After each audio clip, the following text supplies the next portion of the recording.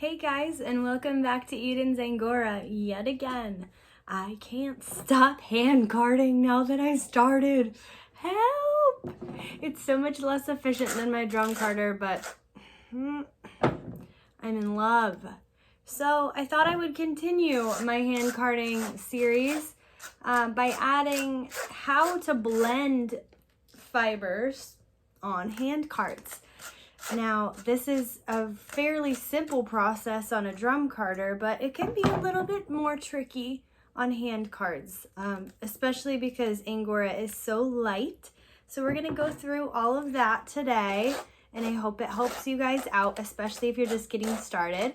Now, in case you haven't watched my Angora as a fiber video, which I highly recommend you go watch after this one, there are several reasons why you would want to blend your Angora lightly. One being because it doesn't have any memory, so it doesn't have the bounce that wool has. It can stretch out easily and just stay stretched out. So for a lot of garments, that's just not practical. It's not going to work. Also, because of its tendency to halo, which is like our favorite thing ever about it, right? It also tends to slip out of the yarn. So it does better if it has a core of merino to hold on to. So let's look at the fiber instead of my face. All right.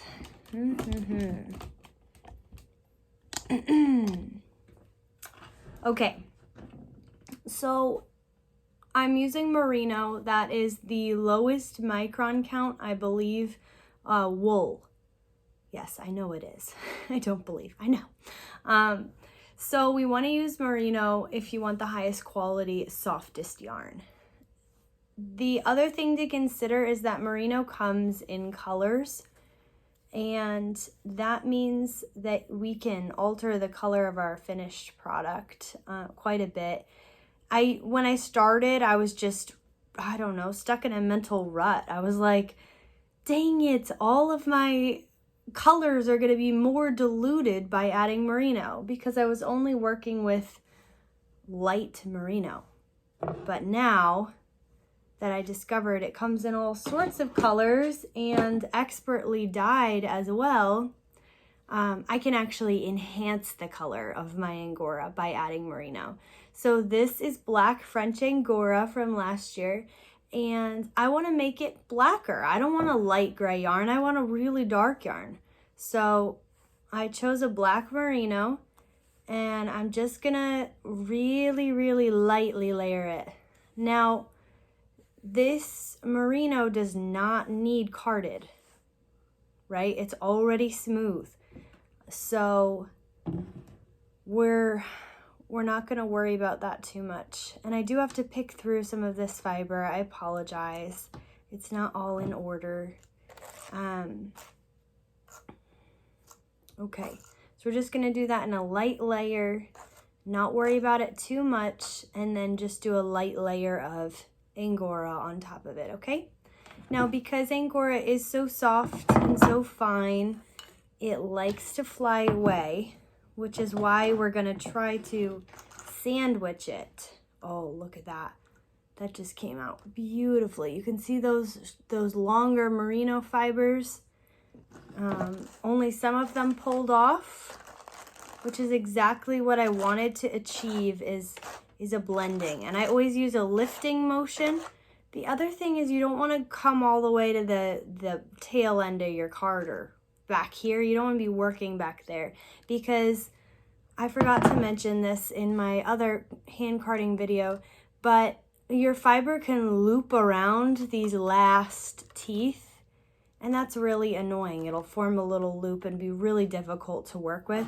So I try to keep my fiber away from the tail end of my carders. Okay, so we've got some blending there. It's actually a lot more merino than Angora, which is not what I'm going for. So I'm going to add another layer of Angora before we continue. And I hope you guys are all doing well wherever you are in the world. please drop a comment with where you're at, where you're watching from. I would love to know where my Angora peeps are at, like in what country, or if you're in the US like me, in what states are people doing this? It can be such a it's a niche thing, and it can be easy to feel isolated, and my YouTube is very far from monetized, but the reason why I do this is to connect with people, to teach people the little that I know, but also to feel a sense of community and a sense of belonging, because most people, they don't understand what we're doing because it's so time consuming and it doesn't make a whole lot of business sense to a lot of people. So it can seem like an odd choice of a way to spend time, and that's why I like to connect with other people that see its value like I do. Okay, so we're not gonna overcard. I'm gonna pull this up too.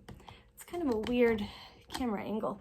Okay, so I really like this. I like that it's kind of a charcoal color. There. It's around the same length now, but you can see the halo of the Angora is mixed in with the merino. There's some longer black tips up there too. It's really well blended. So now we're gonna take it off and I'll show you that too. And hopefully this just simplifies it for you. You know, sometimes you just need someone to take an idea and say, hey, it's not that hard. And it seems simple to me now, but I find when I explain some things to people that are simple to me now, after doing it for several years, they find it complicated. And I remember that feeling. And I want to help people that are just getting started to see that this is doable, but also to help you avoid some of my mistakes. Like, I made a lot of 100% Angora yarns before I realized, hey, that's not ideal for making what I want to make, hats and headbands, and they're just not going to hold up as well as if they were 20-30% merino. So I'd like to help you learn from my mistakes too. That is just a beautiful Rolag. And in case you're curious as to what I'm using this for, this is going to be used in my jewelry line. There we go. So beautiful. Because while I am finding it hard to complete bigger projects, so I'm thinking about outsourcing some things, something that's small, I feel like I can hand process from beginning to end without stress and yeah, finish it. I can actually finish a project, but maybe some of you are like me and have, you know, a bunch of different creative projects started, but I'd like to sit down and actually complete some things at this stage. I hope you found this video helpful, and I hope you have fun creating all your cute little blended Rolags to spin with, and I hope you find a lot of satisfaction and joy in what you're doing.